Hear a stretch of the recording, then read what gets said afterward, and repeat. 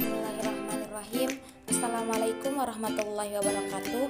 Perkenalkan, nama saya Rahma Amelia Malik Siregar, NIM 11933510033, kelas BK Regularsi, ingin mempresentasikan hasil rekayasa ide saya yang berjudul penerapan nilai-nilai Pancasila dan bimbingan konseling pada siswa.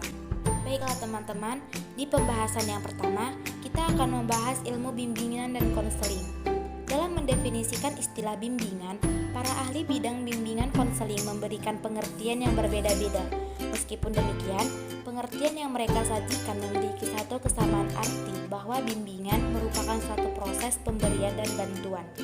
Menurut Abu Ahmadi 1991 halaman 1, bahwa bimbingan adalah bantuan yang diberikan kepada individu atau peserta didik agar dengan potensi yang dimiliki mampu mengembangkan diri secara optimal dengan jalan memahami diri, memahami lingkungan, mengatasi hambatan guna menentukan rencana masa depan yang lebih baik. Sedangkan pengertian konseling adalah hubungan pribadi yang dilakukan secara tatap muka antara dua orang, di mana konselor melalui hubungan itu dengan kemampuan-kemampuan khusus yang dimilikinya, menyediakan situasi belajar.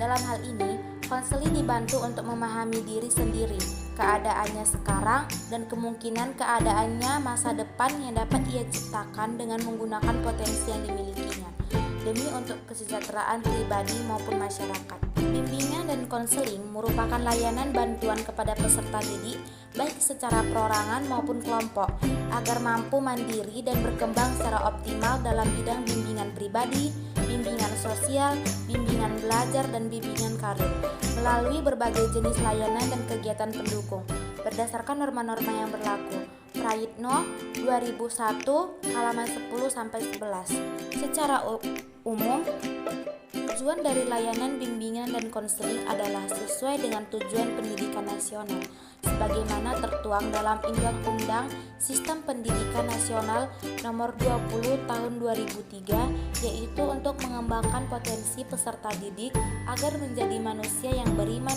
dan bertakwa kepada Tuhan Yang Maha Esa, berakhlak mulia, sehat, berilmu, cakap, kreatif, mandiri, dan menjadi warga negara yang demokratis serta bertanggung jawab. Selanjutnya, kontribusi ilmu bimbingan dan konseling di dalam masyarakat. Bimbingan dan konseling mempunyai peran dan mencarikan jalan keluar dalam setiap kesulitan yang dihadapi suatu individu masyarakat dalam usaha mengembangkan potensinya. Bimbingan dan konseling berfungsi untuk membantu kelancaran dan kesuksesan kehidupan seseorang. Artinya, dengan adanya bimbingan dan konseling di dunia masyarakat secara intensif akan memberikan dampak, baik secara langsung maupun secara tidak langsung, yang akhirnya akan kembali pada keberhasilan suatu individu orang tersebut. Bimbingan dan konseling menjadi faktor penting untuk membantu individu masyarakat dalam langsung, yang akhirnya akan kembali pada keberhasilan suatu individu orang tersebut. Bimbingan dan konseling menjadi faktor penting untuk membantu individu masyarakat dalam mengembangkan potensi dan bakat maupun cara suatu masyarakat menyelesaikan masalahnya. Akan tetapi, pada kenyataan tidak banyak masyarakat yang mengetahui dan memanfaatkan layanan bimbingan dan konseling. Ketidaktahuan dan kurangnya pengetahuan suatu masyarakat tentang manfaat layanan bimbingan dan konseling akhirnya menimbulkan macam-macam kejadian, diantaranya fenomena-fenomena yang telah terlihat oleh kita semua melalui media elektronik dan surat kabar, seperti contohnya tawuran antara warga, tawuran pelajar, dan banyak masyarakat yang mengalami gangguan kejiwaan atau mental. Dengan demikian, tidak disangka lagi bahwa setiap kehidupan dan kegiatan manusia memerlukan bimbingan, termasuk kehidupan pribadi, keluarga, dan kehidupan bermasyarakat. Oleh karena itu, layanan bimbingan dan konseling tidak hanya dibutuhkan dalam dunia pendidikan saja, akan tetapi dibutuhkan juga dalam kehidupan masyarakat.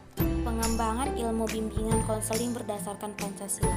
Konselor sebagai salah satu tonggak utama berdirinya pendidikan di sekolah memiliki tugas utama, yaitu salah satunya membangun sumber daya manusia yang berkualitas dan unggul melalui pelayanan bimbingan dan konseling. agar sumber daya manusia Indonesia yang unggul dan berkualitas dapat dibangun melalui keterlibatan konselor dalam memberikan penguatan nilai-nilai Pancasila dan kebangsaan pada peserta didik di sekolah.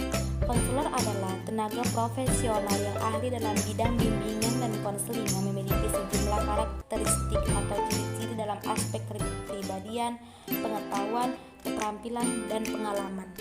Karakteristik kepribadian konselor adalah komponen nilai-nilai yang memuat karakteristik kepribadian agar konselor mampu menjalankan tugas, pokok dan fungsinya dengan baik di sekolah. Karakteristik pribadi ideal calon konselor adalah seperangkat nilai-nilai kepribadian yang dimiliki oleh seorang konselor untuk membantu kepribadian yang ideal. Riswanto 2017. Yang terakhir, kesimpulan, penguatan nilai-nilai Pancasila dan kebangsaan dapat menanamkan dan menumpuk jiwa nasionalisme yang tinggi dan cinta tanah air. Dari jiwa nasionalisme yang tinggi inilah maka akan terbentuk kepribadian-kepribadian yang memiliki kualitas sumber daya manusia yang baik dan berkualitas, yang mampu menopang peradaban bangsa di masa mendatang, menjadi benteng terhadap pengaruh kebudayaan asing yang dapat merusak keharmonisan bangsa, serta mencegah tindakan radikalisme yang dapat memecah persatuan dan kesatuan dan merusak tataan kehidupan berbangsa. Konselor di sekolah mendapatkan pemahaman melalui nilai-nilai Pancasila dan kebangsaan untuk selanjutnya kembali memberikan penguatan nilai-nilai Pancasila dan kebangsaan tersebut kepada peserta didik dengan tujuan menumbuhkan semangat patriotisme dan jiwa nasionalisme yang tinggi. Untuk itu, konselor sekolah wajib mendapatkan pemahaman yang utuh mengenai nilai-nilai tersebut sebagai sebuah bentuk pengabdian terhadap bangsa dan negara.